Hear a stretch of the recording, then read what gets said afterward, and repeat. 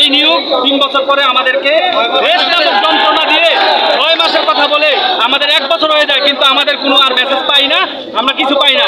এগুলো নিয়ে আমাদের অফিসাররা কোনো ধরনের কথা বলে না এবং তারা আমাদেরকে বলতেও দেয় না।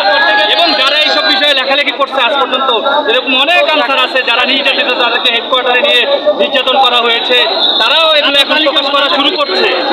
অতএব আমাদের একটাই দাবি, আপনারা আমাদের বাহিনী ডিজি মহোদয়ের কাছে আমাদের আকুল আবেদন, আপনি এই মুহূর্তে আর কোনো কিছু চিন্তা না করে এই সাধারণ আনসারদের জীবন মান উন্নয়নে আপনি এগিয়ে আসুন এবং আমরা যত ধরনের সহযোগিতা থাকে আপনাকে আমরা করবো।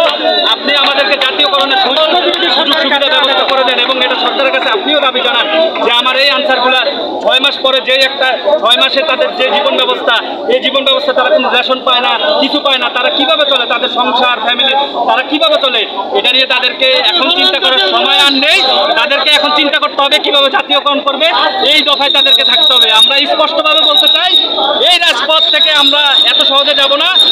আমাদের দাবি যদি আজকের ভিতরে মানা না হয়, আমরা পরবর্তী নির্দেশনা দিব এবং পরবর্তী নির্দেশনায় আমরা যেটা দিতে যাচ্ছি এটা হচ্ছে আমরা কর্মবিরতিতে যাব। বাংলাদেশের সকল ক্যাম্প এবং সকল জায়গা থেকে আমরা একভাবে কর্মবিরতিতে যাব যদি আমাদের আজকের মধ্যে আমাদের অফিসার কিছু না করে।